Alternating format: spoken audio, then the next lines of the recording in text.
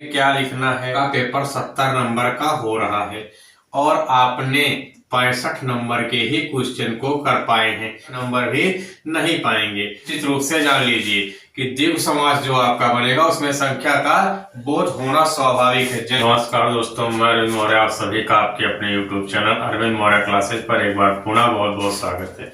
जैसा कि आप सभी लोग जानते हैं कि बोर्ड की परीक्षा आपकी समीप आ चुकी है और 24 फरवरी से आपकी बोर्ड परीक्षा शुरू भी हो गई है। तो हिंदी में कुछ ऐसे बिंदु हैं जिस पे अध्ययन करेंगे कि आपको निश्चित रूप से अच्छे अंक कैसे प्राप्त हों। हिंदी की कॉपी कैसे लिखना है इस पर भी चर्चा करेंगे। कॉपी में क्या लिखना है, कैसे लिखना है, किस स्थान पे कौन सी चीज भरी जाएगी, ये सभी जानकारी आपको एक ऐसे वीडियो के माध्यम से मिलेगी जिसका लिंक मैं आपको डिस्क्रिप्शन में दे दूंगा, वहां से जाके आप उसका अध्ययन कर सकते हैं। और यहाँ हम आज सीखेंगे कि हिंदी में लिखना कैसे है, कॉपी में लिखा कैसे जाता है और बहुत सारे ऐसे क्वेश्चन जिसका अध्ययन कैसे करना है। तो सबसे पहली चीज जान लीजिए, जो OMR शीट होगी वो आपको फिल करना रहेगा। 1 अंक से 20 अंक तक रहेगा। इसके बाद जो लिखने वाला है, कॉपी में लिखने का सही तरीका बच्चों को नहीं पता होता है, वही चीज हम यहाँ साझा करेंगे।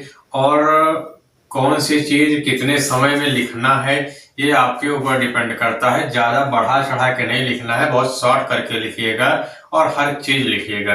प्रयास करिएगा कि कोई क्वेश्चन आपका छूटे ना। कोई क्वेश्चन छूटे ना का मतलब मेरा क्या है, जैसे मान के चलिए कि अगर आपका पेपर 70 नंबर का हो रहा है और आपने 65 नंबर के ही क्वेश्चन को कर पाए हैं, 5 नंबर का क्वेश्चन आपको छूट गया, तो स्वाभाविक है अगर आपका क्वेश्चन 65 नंबर है तो आप 60 ही नंबर पाएंगे, 67 नंबर नहीं पा जाएंगे, 66 नंबर भी नहीं पाएंगे, 68 नंबर भी नहीं पाएंगे। ठीक, इसलिए प्रयास करिएगा कि अपना गलत हो या सही हो, आ रहा है तो सही करिए, नहीं आ रहा है तो उसको प्रयास करिए, बना के लिखिए जरूर। क्योंकि जब आप लिखे रहेंगे तो आपकी कॉपी 70 नंबर में चेक होगी। 70 में चेक होगी तो आपको 68 नंबर मिलने की संभावना ज्यादा प्रबल होगी। और पहले से ही आप अगर 2 क्वेश्चन छोड़ दिए हैं और 60 नंबर का किए हैं तो आपको 65 मिल जाए, ऐसा हो नहीं सकता। कोई एग्जामिनर आपको देने वाला नहीं है।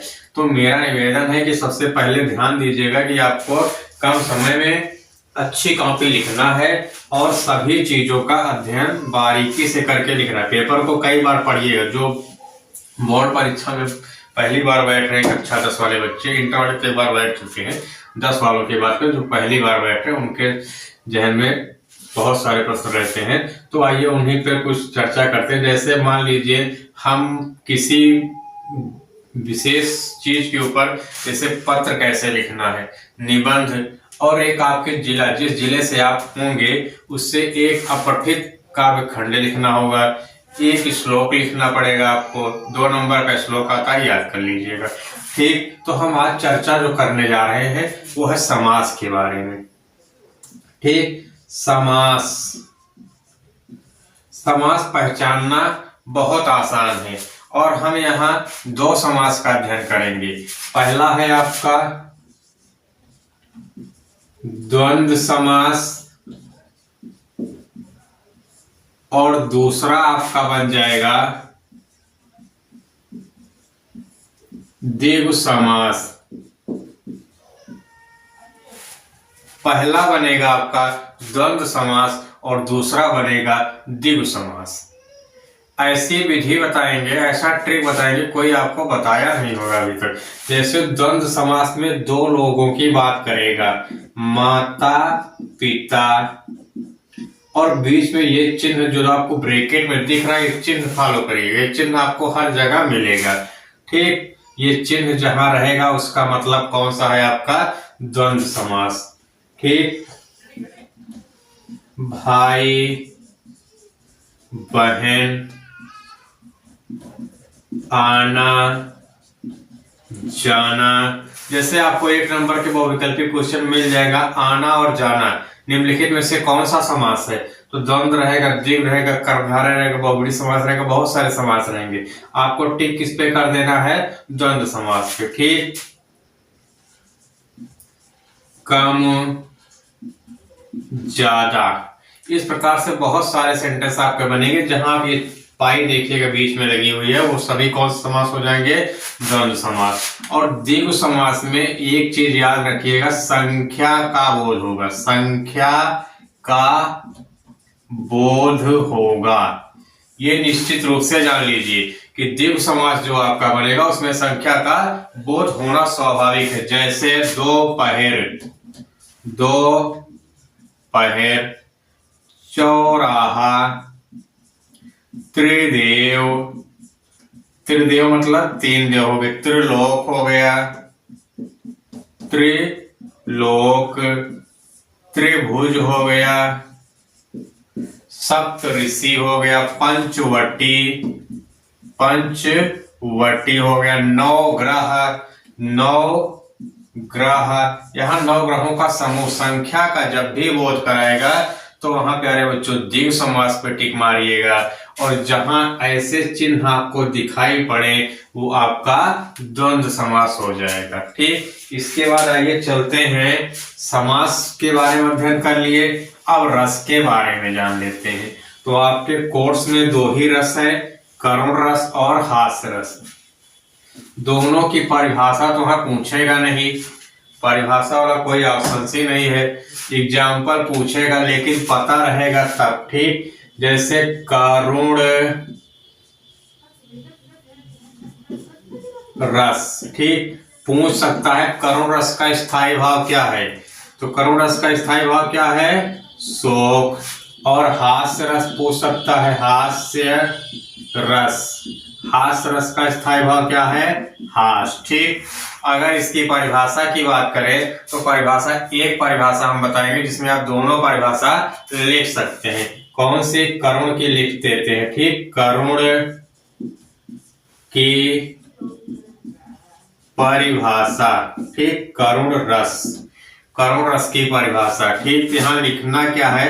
परिभाषा लिखने को नहीं है, पहचानना है। तो शोक नामक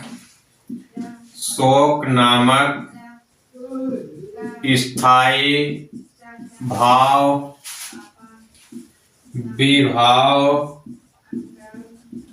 अनुभव, ये परिभाषा इसलिए लिख रहे हैं ताकि बहुत सारे बच्चे इंटर से भी जुड़े होंगे, क्योंकि ग्रामर हिंदी का सेम होता है। उनको परिभाषा बताएंगे कि एक ही परिभाषा में आप सबकी निकाल सकते हैं। ठीक, शोक नामक स्थायी भाव विभाव अनुभव तथा संचारी भाव के संयोग से किस रस की निष्पत्ति होती है? करुण रस की निष्पत्ति होती है। ठीक, और इसका उदाहरण बन जाएगा, मणि खोए भुजंग से जननी, फंसा पटक रही थी शीश, अंधी याद बनाकर मुझको किया न्याय तुमने जगदीश।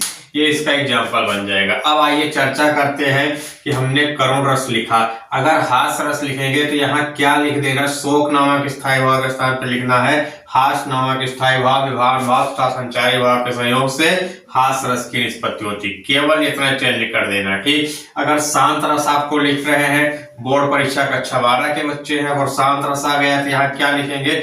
निर्वेद नामक स्थायी भाव विभाव भाव तथा संचारी भाव के संयोग से शांत रस की निष्पत्ति होती है। कोई एक कबीरदास का उदाहरण दे दीजिए। कबीरा खड़ा बाजार में मांगे सबकी खैर, ना काहू से दोस्ती ना काहू से बैर। तो इस प्रकार से आप जिसका भी कहे, आपको यहाँ कक्षा 10 में तो 2 ही है, करुण और हास्य। 12th में बहुत सारे हैं, तो जिसकी कहे उसका स्थायी भाव याद कर लीजिएगा। स्थायी भाव अगर याद किए हैं तो लिखने में आसानी है, क्योंकि यहाँ स्थायी भाव लिखना नामक स्थायी भाव, बाकी जो है सब में यही लिखना स्थायी भाव विभाव भाव तथा संचारी भाव के संयोग से करुण रस की निष्पत्ति होती। हास्य लिख रहे हैं तो हास्य रस की निष्पत्ति होगी, वीर लिख रहे हैं वीर रस की निष्पत्ति होगी, मतलब जो लिख रहे हैं वही की निष्पत्ति हो जाए।